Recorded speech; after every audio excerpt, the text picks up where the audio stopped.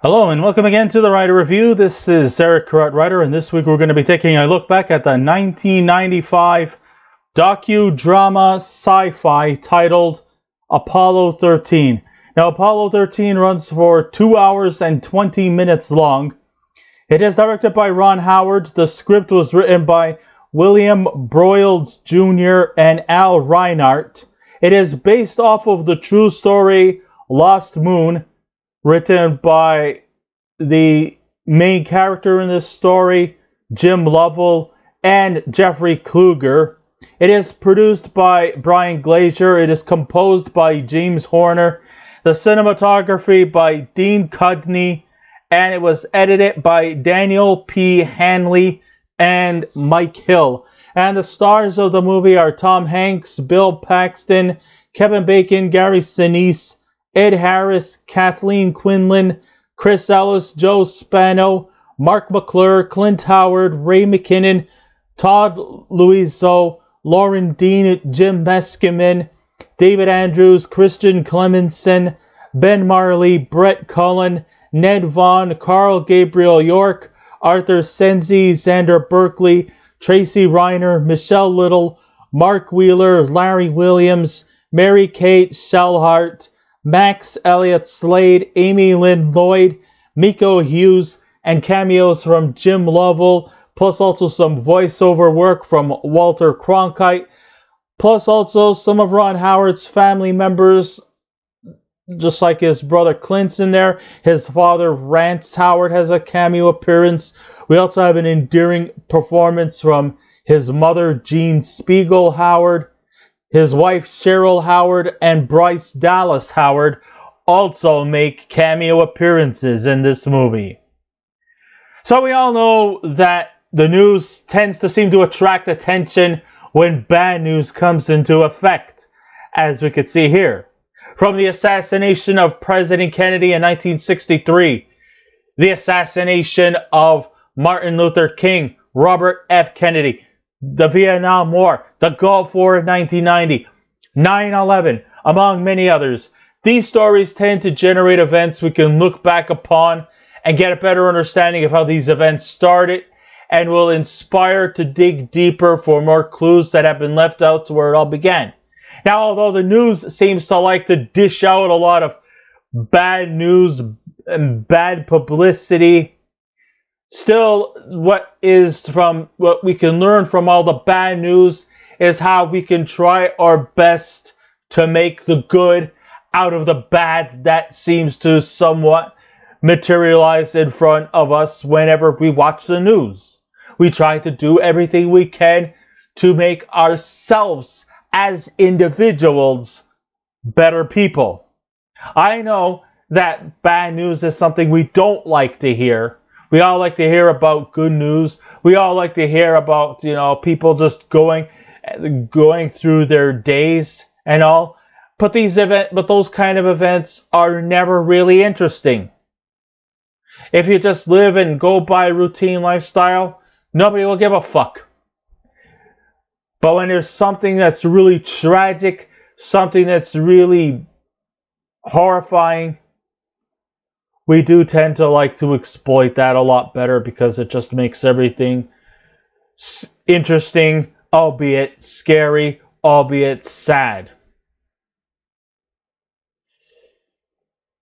Space has had its share of triumphs, like the moon landing by Apollo 11 on July 22nd, 1969, and tragedy like the 1986 Space Shuttle Challenger that took the lives of 7 astronauts when it exploded into this big mushroom-like cloud. And and then the Space Shuttle Challenger is not the only bad thing that happened during moon missions or space challenges. I mean, there has always been a lot of successful triumphs, and also as well as a lot of failures. Over the years, space travel has become kind of a routine initiative by NASA in finding new and exciting discoveries that our universe provides for us. And unfortunately, it doesn't always make the news. Because if it's routine, nobody will care.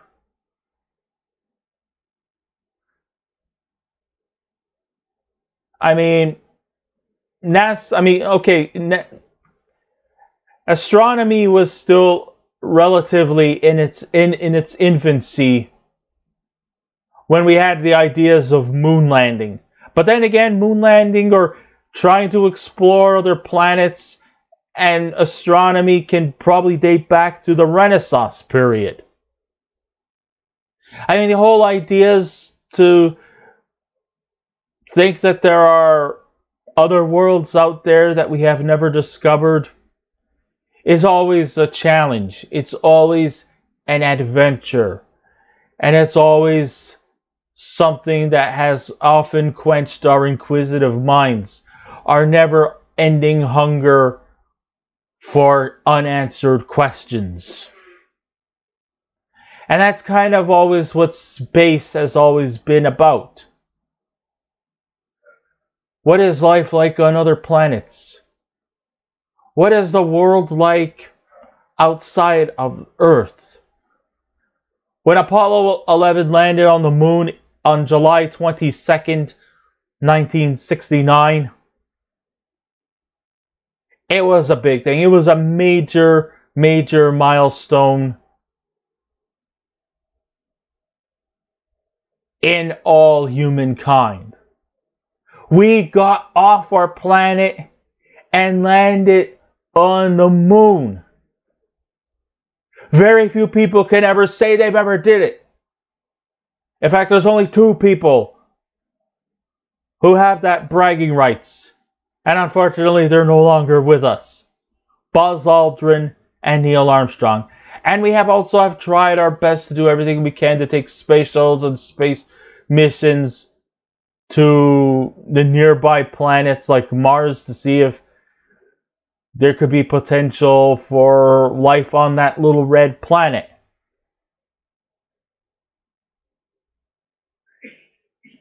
Is there? Could we potentially actually find life on Mars? Well, that's why we have this kind of like Mars rover device that's almost like controlled like a remote control, or almost like a space toy type of thing. Although I think it would be insulting to actually refer to their highly advanced equipment and consider it as a toy. Kids play with toys, adults play with highfalutin apparatuses, but then again, the rover that's on Mars is an adult version of a toy.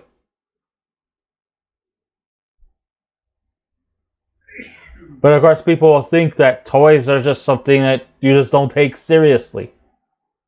We do take it seriously.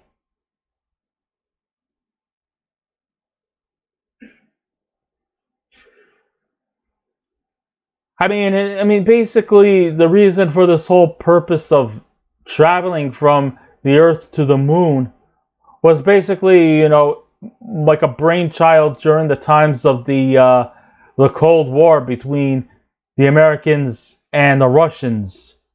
The Russians wanted to be the first to conquer the moon. They had the equipment, they had the money, they had the fundings, they had the Sputnik. And, under the Khrushchev regime, they almost succeeded, but they had never really fully managed to accomplish such milestones. The Americans actually beat them to it. But then after July 22nd, 1969, after Armstrong and Aldrin landed on the moon, people were like, okay, so you landed on the moon. Big fucking deal. So now what? Well, come on now. This is a major accomplishment. And maybe just stepping on the moon may not necessarily be the end. It could only be just the beginning. But it's a good beginning.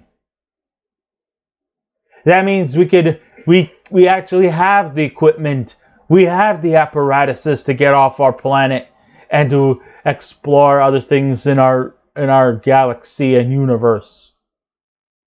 Whole big world out there, whole big universe out there.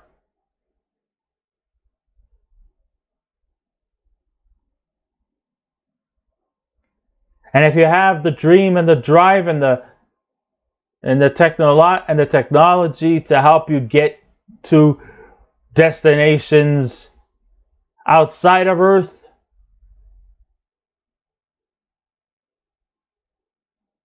then we could almost practically say to ourselves, we finally did it.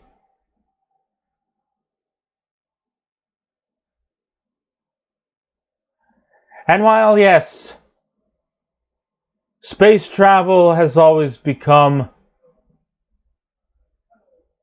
a routine initiative by NASA in finding new and exciting discoveries that our universe provides for us, but every once in a while, something does not always run smoothly.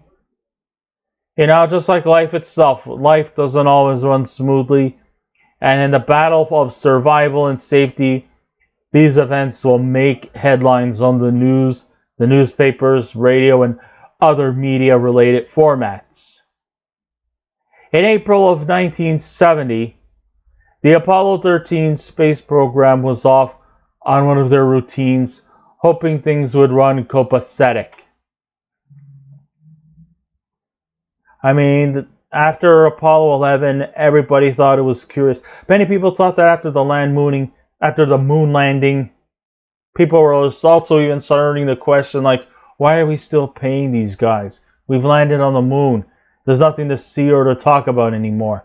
Why are they still being funded? Why are these techno geeks still getting paid a lot of money? We did it.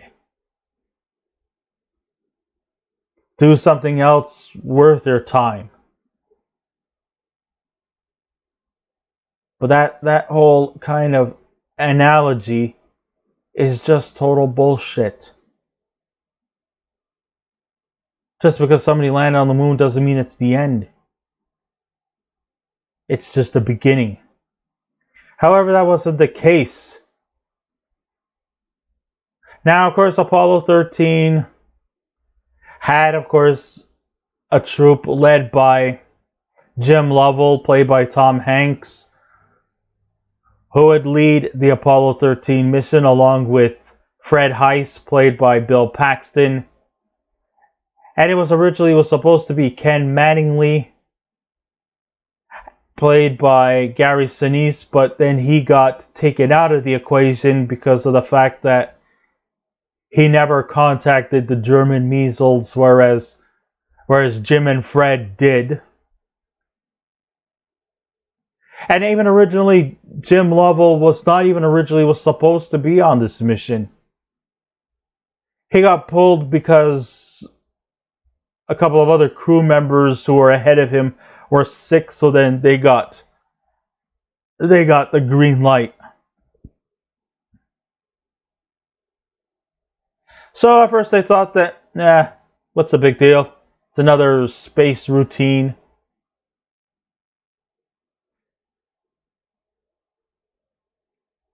However, on the space program, the Apollo 13 did not expect that a malfunction in the system went haywire, and therefore Mission Control and all the dedicated employees made it their mission to call off the program and get the astronauts back home to safety. So what was supposed to be a routine mission out to outer space eventually became a rescue mission. And by God, this was truly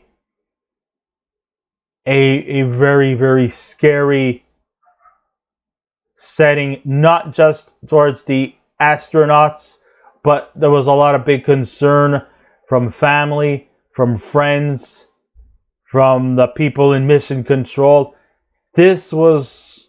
Most of this movie was really, really ham-fisted with its fear and intense. Everybody was scared and feared for these people's lives. Because what was supposed to be a simple space mission became a rescue mission. And the people at Mission Control had to use all their resources, all their skills, all their technological advances to try to get these people back home. I mean, they got family. They got wives and kids back home, all worried for them. But, of course, for all those who don't know the story, I mean, this is all based off of true events. They all survived, which makes the event both a triumph and a failure at the same time. A triumph being that they managed to get home in one piece, but a failure because they never really able to fulfill their mission. Meaning that though the program was a failure, most importantly, the astronauts survived the whole ordeal. And pretty much in the end, that's what mattered most. And I thought that they really did a good job of how to deal with situations that are very, very intense. I mean, it's just a matter of life or death. Not for the people at Mission Control or the families of these astronauts, but the purpose of life and death from our 3 astronauts who went out into outer space, and due to a malfunctioning in the system, they had to also use their thinking tanks into overdrive so that they can be home. You know, I've always believed in safety as always a top priority before anything else. But at least, you know, it was just demonstrated so well, executed so beautiful. It just was so remarkable. I mean, this really, really was an intense story that will go down in history as being, you know, something that was exciting, albeit very scary. Alright, so a little bit about the Apollo program. The Apollo program came into fruition in 1961 with the purpose of what is out there beyond our planet that we could find. The turning point of their mission was when astronauts Neil Armstrong and Buzz Aldrin stepped off the Apollo 11 and put their foot on the moon. Shortly after this event occurred, the Apollo 13 mission occurred, led by astronaut Jim Lovell, played by Tom Hanks, along with Fred Heiss, played by Bill Paxton, and Jack Swigert, played by Kevin Bacon. The trifecta aboard the Apollo 13, assuming that this will be a routine space flight and that their mission will not be a news headliner. I mean, at first, nobody really ever thought twice about them going to the moon. I mean, it's like, hey, it's an exciting thing. I mean, they're going to the moon. And yet, at first, people were like, yeah, so what? We've already seen somebody step on the moon. What else is new? Big whoop. Try doing something that has never been done before. Them stepping on the moon? Too little, too late, you guys. 2 people already did that. But then, nobody cared. At first, nobody gave a damn about the Apollo 13. It's just a routine space mission. Who gives a fuck? But then all of a sudden, the news came out of NASA that an explosion in the system occurred, leaving the 3 men stranded, fearing that they are going to die due to the lack of oxygen power, due to the limited food supply, and even almost coming close to even succumbing to death like influenza or pneumonia. Since, it's cold there, and if you become dehydrated, you could also die from that as well. Oh, yeah, but since this was a matter of of life and death, all of a sudden the news just started coming in. And I think Jim's wife Marilyn also made it to some reporter who didn't really think anything about the Apollo 13 mission being as just another routine space mission. But then realizing that all of a sudden their lives are in danger, suddenly people started flooding their front lawn because this is, oh wow, this is exciting stuff. 3 people are stuck in space. Will they survive or will they die? All of a sudden, they started having strangers on their lawns to interview them. All of a sudden, the press starts to get so excited when at first they couldn't give a shit about the Apollo 13 mission.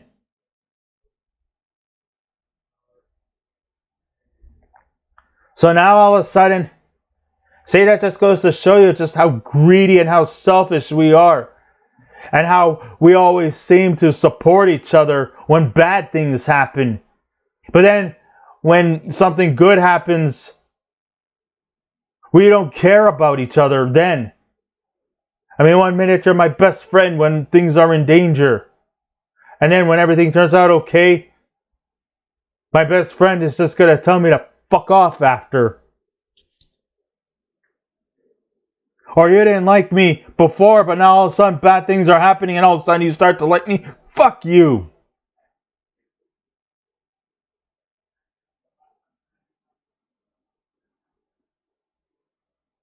See, that's kind of like really what life is like. Nobody cares about anything unless something bad happens. And that's kind of like what you get from Apollo 13.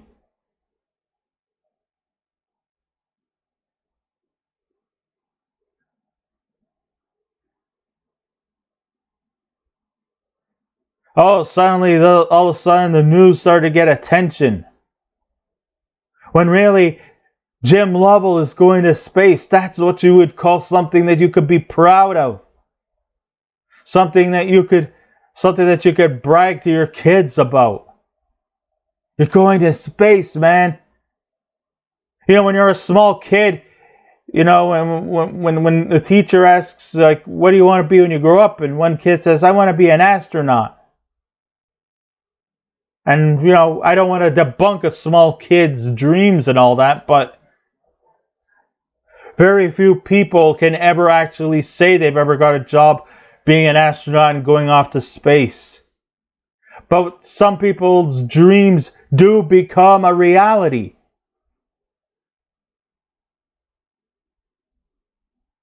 And then nobody cares.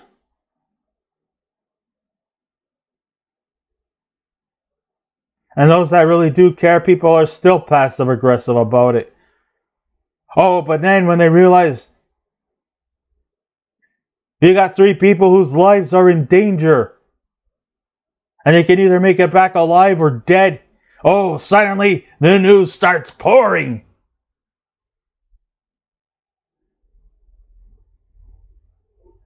So nearly 2.5 decades, the events of Apollo 13 were recreated under the direction of Ron Howard as we get an in-depth view of an event that could have ended tragically, but through patience, knowledge, and care for one another, everything worked out okay in the end. And to this day, this is easily one of Ron Howard's best directed films of his career. I'm not just saying that either. I mean, I'm sure there probably were other films that was worthy of merit, but this one really was like a real personal pet project. And even those who were alive or have read about it know what happened and knows what transpired. However, in spite of all the familiar outcome, Ron Howard succeeds in keeping the tension flowing, and never once does he let it meander. Sure, they might throw in a few pop culture things at the moment, including one familiar one where Jim's daughter refuses to come out of her bedroom because she's upset because the Beatles broke up and she doesn't want to hear from Paul McCartney ever again. If she only really knew that it wasn't Paul McCartney that broke up the Beatles. He only made the announcement. It was actually the Beatles that broke up the Beatles, if you really want to know. Through it all, those who may not have been alive when this event took place, me guilty, it's a treat to go further into depth to what did transpire and how they managed to bring these people back safe and sound. And sure, there might be some dramatic licensing, and it may not always be 100% accurate. After all, it's a movie, it's not a documentary.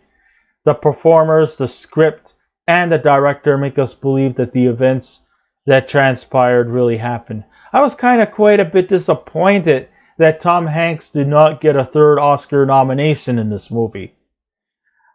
I mean, why not? I mean, he had an Oscar win in 1993 for his performance as Andrew Beckett in the movie Philadelphia, and then in 1994 with Forrest Gump.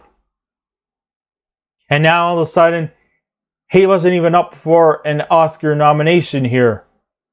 The performers that did get an Oscar nomination, and I'm not saying they didn't deserve it, they did. It was Ed Harris for Best Actor in a Supporting Role for his part as the leader of the Mission Control. I think his name was Ed Krantz, I think that was his name. And Kathleen Quinlan for playing Jim's wife, Marilyn, who kind of had to stay strong and optimistic even through these very difficult times, where it could be just a matter of life or death for Jim and his crew. I thought they turned in great performances. The whole cast actually really did very well. And it's just, I was a little disappointed that Tom Hanks did not three-peat.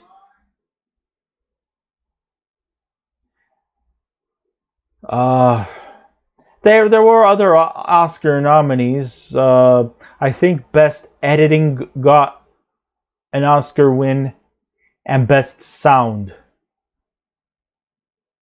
In its nearly 2.5-hour duration, Apollo 13 is a story that depends on 3 subplots that coincide with the narrative.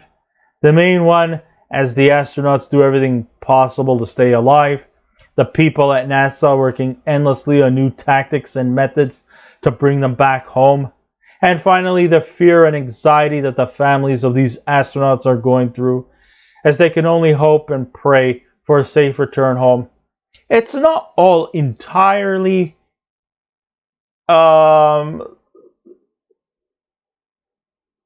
dramatic. There is some levels of humor, especially when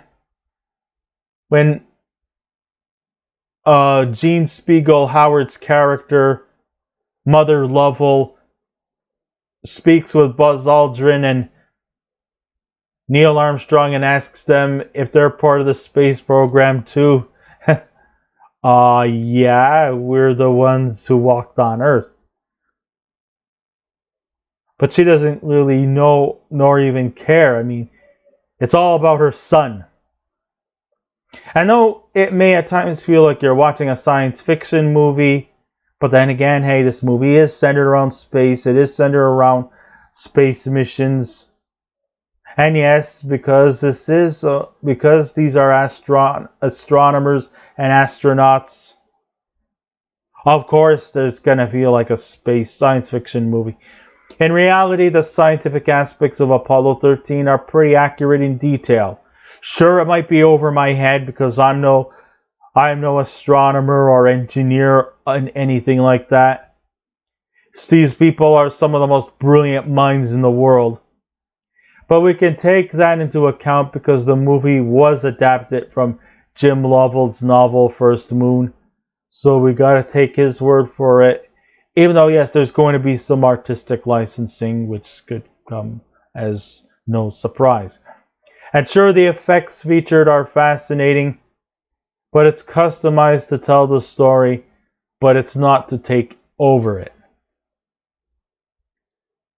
Like I said, in terms of performances, Tom Hanks, Bill Paxton, and Kevin Bacon are truly amazing at bringing their respective characters to life and acting the way you would have expected them, knowing the situation they're facing. A little bit of some dramatic licensing there, especially from Jack Swigert, who people did not have too much confidence in. But yes, he was actually in real life a very competent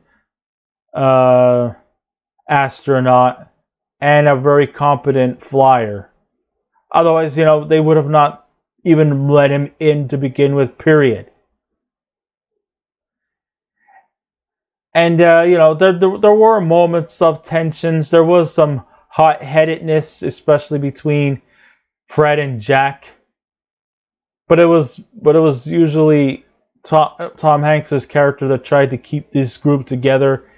I love the way how they're just so organically, optimistic and not under a deep amount of stress. It's not like, if this was in real life, I would have just panicked.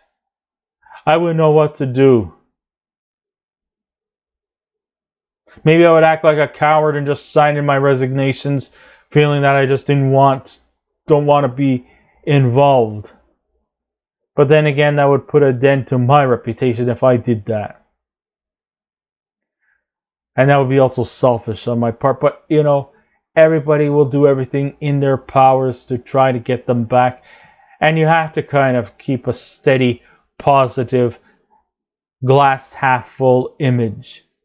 Ed Harris exudes in a great level of coolness as mission control panelist Gene Kranz as they face their toughest challenge they ever encountered, in a very strong and effective supporting role that was well deserved of its Oscar nominee. Gary Sinise is back with Tom Hanks again following Forrest Gump, only this time he's not playing Lieutenant Dan, but astronaut Ken Mattingly, who was denied flying due to medical differences, but does play an effective role in this rescue mission. He may not be on the scene, but he does manage to put his heart into being at the scene.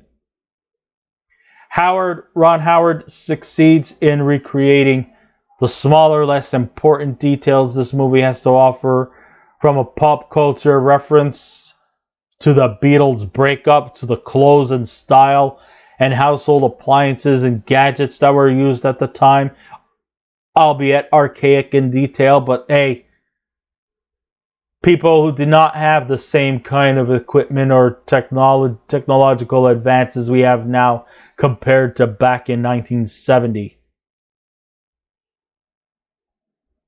So he does everything in his powers to relive that era. We also not only focus on the space issues here, but we also get the honor of exploring their personal lives as well. Like everyone else, they have lives outside their work and families to raise the mortgages and to pay and whatnot. And even though this movie has a happy ending from a survival standpoint, it's still not entirely happy. Just like life itself, Lovegold's big ambitions of going to the moon were crushed, and those dreams he had were gone forever. And in the end, we kind of feel bad for his loss. He wanted to go on the moon just like the people who he had admiration for. And you could feel that the guy kind of let them down and himself down, although no fault of his own. We feel that level of sadness that this was the end. He had a one-time deal. It didn't go as planned, and therefore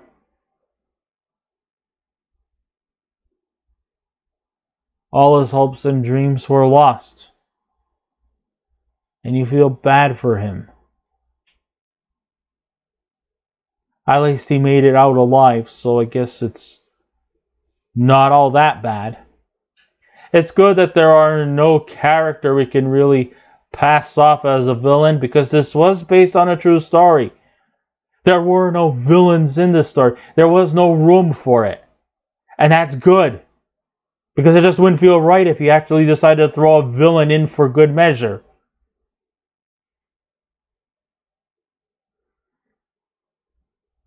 Although maybe in a metaphoric standpoint, the closest would be the unpredictability of space travel, which is not necessarily villain per se,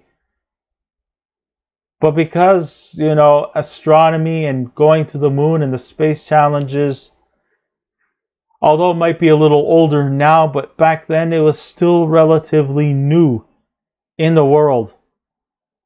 And maybe today with more advancements, space travel can be handled a little more with competence and more at ease. But it's still very archaic in detail. For a movie to remain in this verisimilitude, the stress and intensity that follows, we don't need to finger point anyone to take the blame for the system's malfunction. It's really no one's fault that this happened. Hey, malfunctions happen all the time. The Soviet Union or the Russians, they had many technological malfunctions in their space missions. And people had died from it. No fault of their own. These things happen. We don't like it? No, of course not.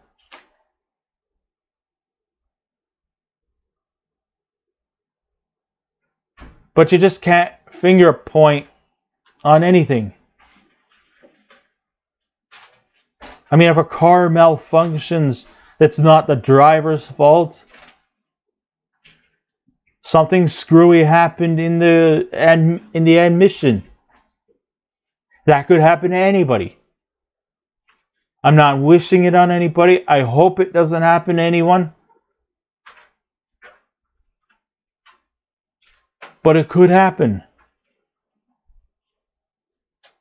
And we're not going to point fingers at anyone. A lot of technological malfunctions could happen to anybody at any time.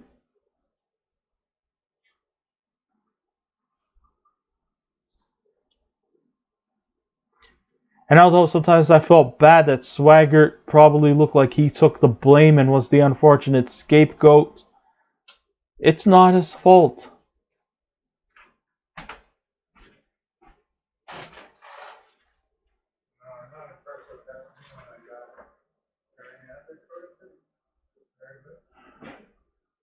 So, I mean, it was just a relief that everyone came back home in one piece.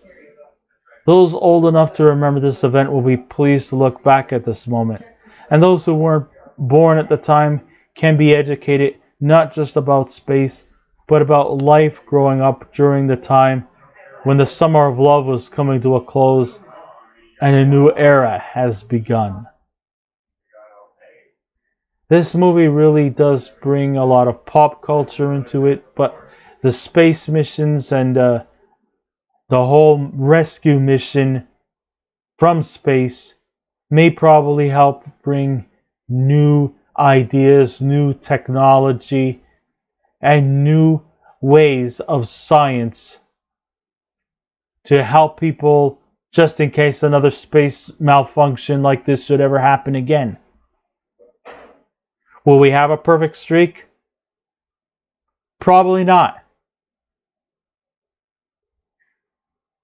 But it surely gives you the mission that no matter what fails, just try to pick yourself up, get back in the race, and try to help your fellow individual or group during a time of crisis. And that panicking is not optional. You must always remain strong. You must always remain vigilant.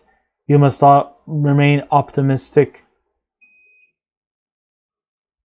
And you must always try to help people in trouble.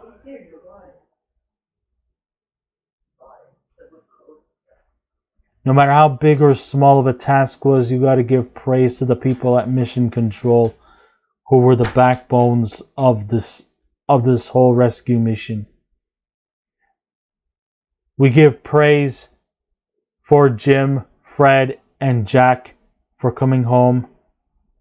And we're just so happy for their families that had to watch through this tragedy.